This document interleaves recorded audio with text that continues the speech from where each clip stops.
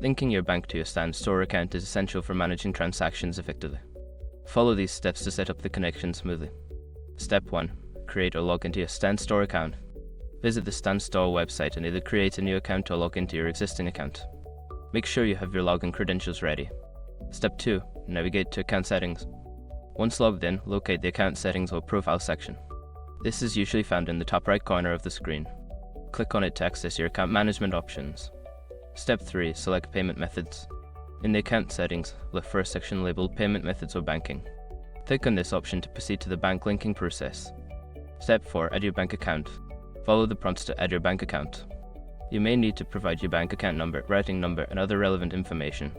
Ensure that all details are accurate to avoid any issues. Step 5. Verify your bank account. Before filing a refund or dispute, use the shrug.com link in the description to open the refund dispute deadline calculator and confirm your deadline. Once you've completed these steps, your bank will be linked to your Stan Store account, allowing for seamless transactions.